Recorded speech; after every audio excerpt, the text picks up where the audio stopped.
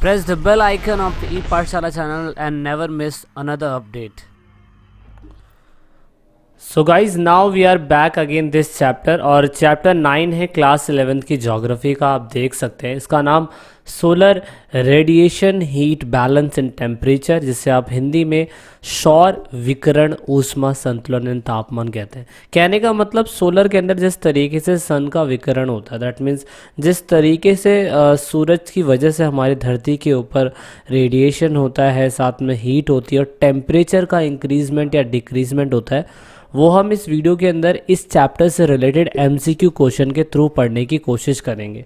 अगर आपने ये चैप्टर नहीं पढ़ा है तो आप जाके ज़रूर वॉच करिएगा। इस वीडियो के अंदर अभी हम एमसीक्यू से रिलेटेड क्वेश्चंस बता रहे हैं जो पेपर के पॉइंट ऑफ व्यू से बहुत इंपॉर्टेंट है। मेरा नाम विजय है और आपका ई पाठशाला के चैनल में बहुत बहुत स्वागत है दोबारा से। आई होप आपने हमारी एमसीक्यू की सीरीज जो पिछले हमने चैप्टर्स डाले हैं वो वीडियो ज़रूर देखी होगी। ये हमारा जो चैप्टर है, ये चैप्टर हमारा अब स्टार्ट होने जा रहा है।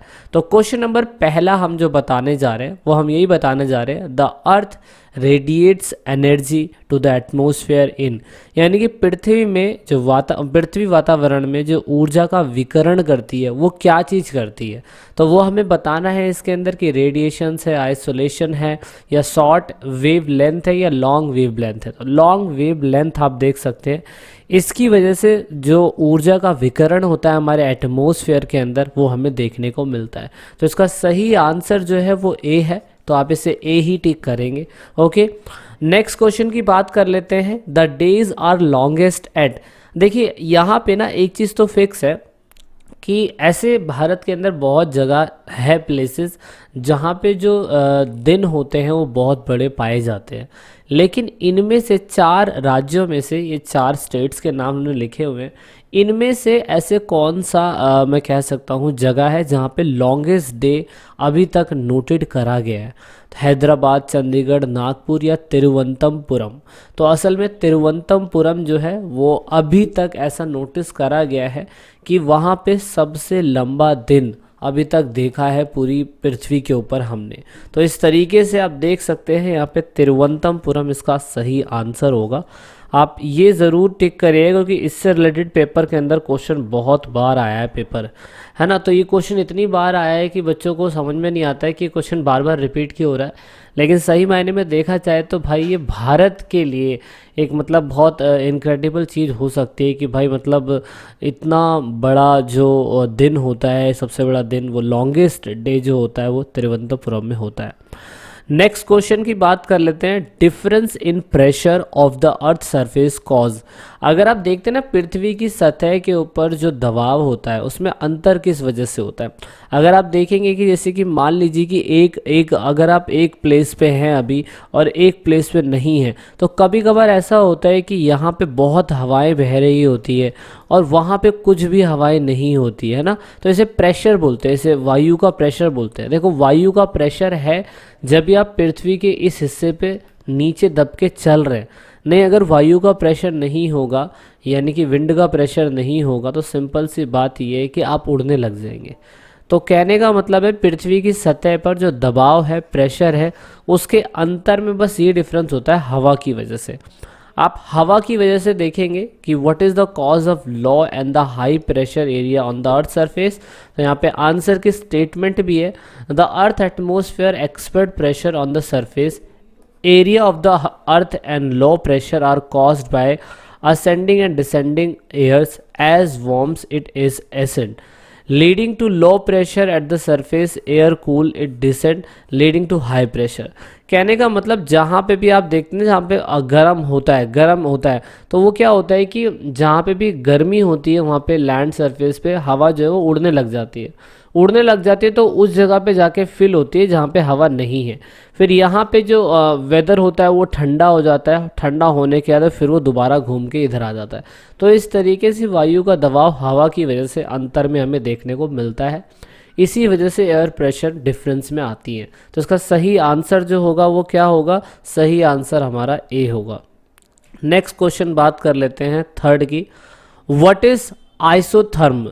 आइसोथर्म बहुत बार आपने नाम सुना होगा, लेकिन इस चैप्टर का मेन क्वेश्चन मैंने ये उठाया है क्योंकि ये जहाँ तक मुझे लग रहा था ये क्वेश्चन पेपर के अंदर आने के चांस है। असल में ये होता क्या है, ये किस लिए इस्तेमाल किया जाता है, तो अभी आपने चैप्टर अगर पढ़ा होगा तो आप बहुत अच्छी तरीके से बता सकते हैं कि the lining joining the place of equal temperature, यानी कि इक्वोथर्म का मतलब आइसोथर्म का मतलब ये होता है कि हम ना किसी एक प्लेस को ये तय कर लेते हैं कि इतने प्लेस में हमेशा यही टेम्परेचर रहता है, इतने प्लेस में ये टेम्परेचर रहता है और इतने प्लेस में ये टेम्परेचर रहता है।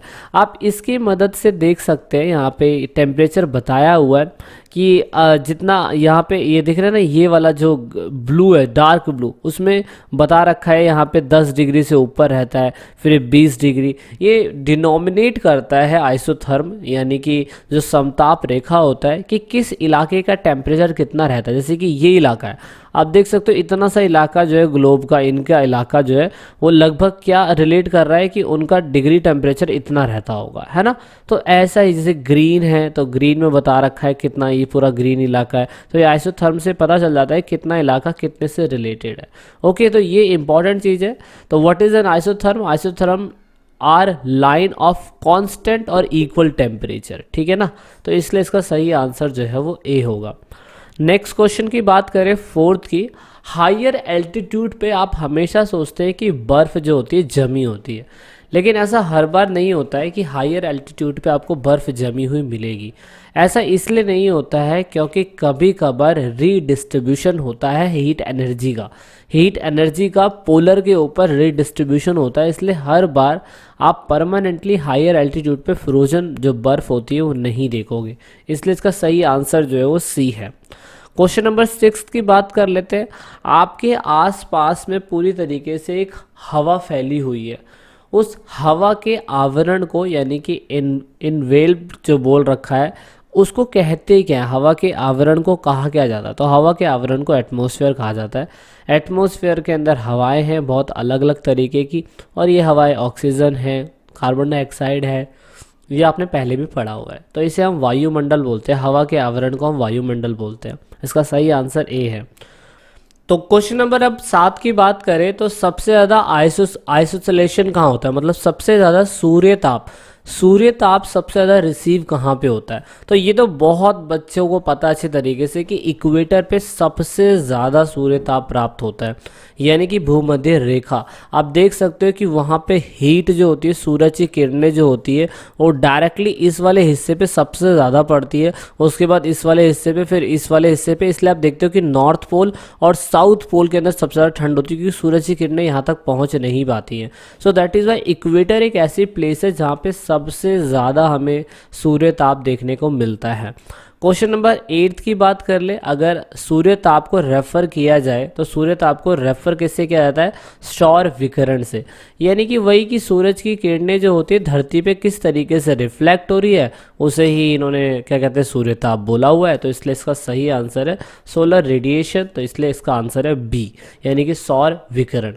क्वेश्चन नंबर 9 की बात कर लेते हैं। The heat energy absorbed by a known area in a fix time is determined with the help of an ice instrument called, यानी कि मान लीजिए दिल्ली है, आपको कैसे पता चल पाता है कि दिल्ली के अंदर आज जो टेम्परेचर है वो टेम्परेचर इतने डिग्री चला गया है ना, हमें पता चल जाता है ना।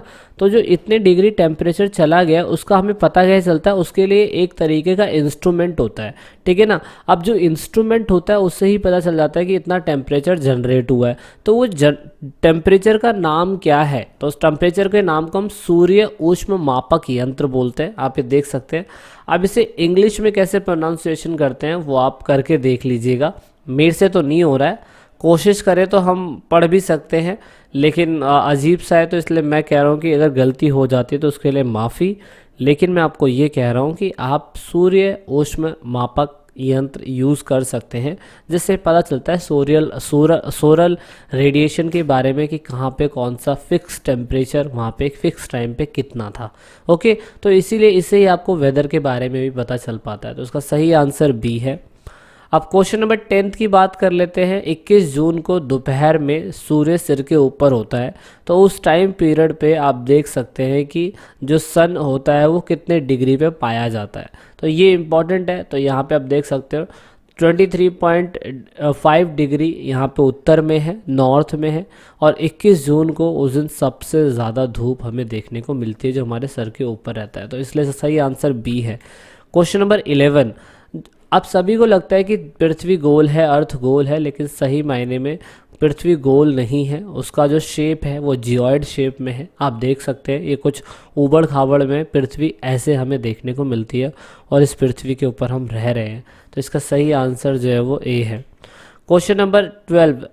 धरती के ऊपर अगर आप देखें कभी कभार ऐसा होता है कि सन जो होता है सबसे दूर के कोने में स्थित होता है, और उस दिन आप देख सकते हैं कि वो कौन सा दिन होता है, किस दिन सूरज जो होता है धरती से सबसे दूर होता है। तो अब 4 जुलाई को आप देख सकते हैं, 4 जुलाई को लगभग इतने किलोमीटर दूर सन जो होता है पृथ्वी से दूर होता है। अब सन जब पृथ्वी से दूर होता है जिस दिन, उस स्थिति को कहा क्या जाता है, फॉरेस्ट जो फॉर्म होता है उसे कहा जाता है, उसे आप देख सकते हैं उपसार इसे हिंदी में बोलते हैं, और एप्सलेन जो होता है इसको हम इंग्लिश में बोलते हैं। तो 4 जुलाई पे इस स्थिति को इस तरीके से डिनोमिनेट किया जाता है, तो इसका सही आंसर जो है वो ए है। 14 जो क्वेश्चन है उसमें पूछा हुआ है कि पृथ्वी सूरज के सबसे ज़्यादा नज़दीक किस दिन पे हमें देखने को मिलती है, तो उसका सही आंसर है 3 जनवरी। 3 जनवरी के ऊपर हमें सबसे ज़्यादा पास जो है वो सन के पास हमें देखने को मिलता है, इसलिए इसका आंसर जो है वो ए है। अब क्वेश्चन नंबर 15 की बात कर ले। अगर जिस दिन सूरज जो है सबसे पृथ्वी के सबसे नज़दीक होता है उसे कहते क्या, उस स्थिति को कहते क्या है, तो उस स्थिति को उपसौर बोलते हैं, उपसौर है ना। प्री हेलेशन इसे बोला गया है, तो आप देख सकते हैं इसका सही आंसर सी है। क्वेश्चन नंबर 16 की बात कर लेते हैं। आप ये देख सकते हैं कि who absorbed water evaporation ozone other रे प्रेजेंट इन द टोपोस्फियर। सौर मंडल के अंदर कई बार जलवाष्प और ओजोन जो होती है वो किन किरणों को अवशोषित कर लेती है, किरणें जो होती है उन्हें किन्हें अवशोषित कर लेती है, तो अब उसे बोलते हैं अवृक्त किरणें। एक होती है फेयर्ड रेडिएशन, एक होती है सोलर रेडिएशन, एक होती है इनफेयर्ड रेडिएशन, तो उसे हम ये बोलते हैं। इसका सही आंसर जो है वो ए है। अगर आप हमारे चैनल पे नए हैं तो चैनल को सब्सक्राइब ज़रूर करिएगा ताकि आपको सारी इंपॉर्टेंट एमसीक्यू की सीरीज़ भी मिलती रहे। और आपको हमारी वीडियो अच्छी लगती है तो भाई लाइक ज़रूर करिएगा, अगर बुरी लगती है तो डिसलाइक भी कर दीजिएगा, जिससे हमें आपको ये तो पता चलेगा ना कि आपका रिस्पांस कैसा है। आपके छोटे से लाइक डिसलाइक से फ़र्क तो नहीं पड़ता है, लेकिन आपकी प्रतिक्रिया के बारे में हमें समझ में आता है।